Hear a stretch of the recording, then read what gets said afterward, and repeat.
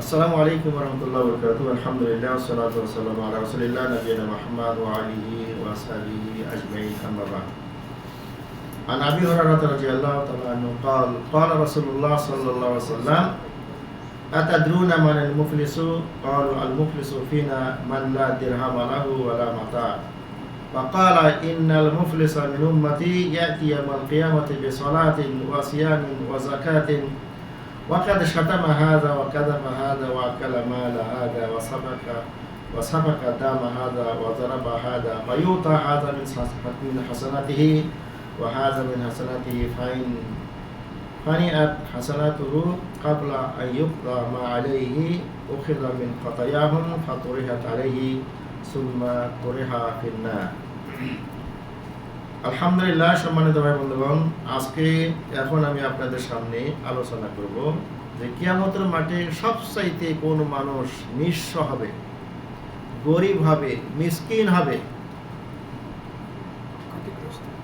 অর্থ ধন সম্পদ আছে, দুনিয়াতে অনেক ছিল, আমলও করেছে, অনেক আমল করেছে, অনেক সব কাম করেছে, এরপরেও তারা কিয়ামতের মাঠে সবচেয়ে নিঃস্ব ব্যক্তি হবে।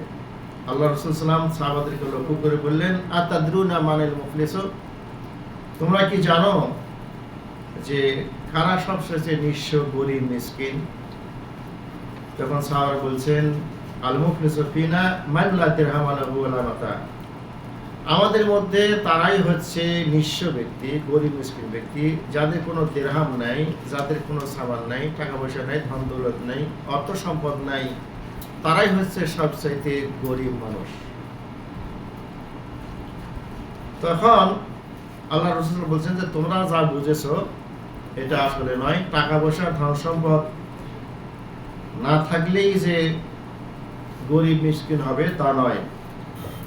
আল্লাহ রাসূল বলেন, ইন্নাল মুফলিসা মিন উম্মতি ইয়াতি ইয়াউমাল কিয়ামাতি বিসালাতিন ওয়া সিয়ামিন ওয়া যাকাতিন, নিশ্চয় আমার উম্মতের মধ্যে থেকে ওই ব্যক্তি হচ্ছে নিঃস্ব ব্যক্তি, গরিব মিসকিন ব্যক্তি, যে ব্যক্তি কিয়ামতের মাঠে আসবে নামাজ নিয়ে, নামাজ পড়েছে, রোজা রেখেছে, যাকাত দিয়েছে, সব কিছু ভালো কাজ করেছে, এরপরে কি করেছে? ওয়াকাদ শাতামা হাদা, অমুক ব্যক্তিকে গালি দিয়েছে, অমুককে তহমত দিয়েছে,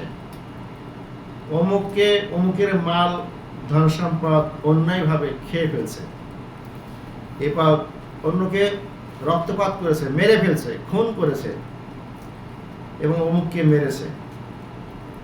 তো এই যে কিয়ামতের মাঠে আসবে নামাজ নিয়ে, রোজা নিয়ে, হজ নিয়ে, যাকাত নিয়ে, কিন্তু সে এগুলো করার পরেও কাউকে মারেছে, কাউকে তহমত দিয়েছে, অন্যের ধন সম্পদ অন্যভাবে খেয়েছে, মানুষকে খুন করেছে, মেরেছে।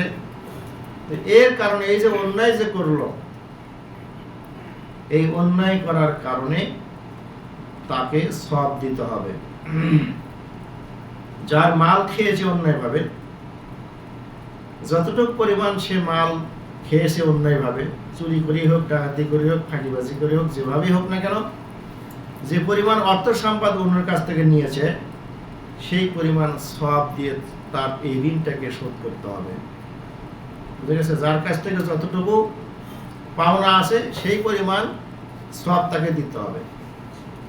তো একজনকে দিল সওয়াব, আরেকজনকে দিল, আরেকজনকে দিল, আরেকজনকে দিল, এইভাবে সব দিয়ে ঋণ শোধ করতে করতে সব কি হয়ে গেল? সব শেষ হয়ে গেল।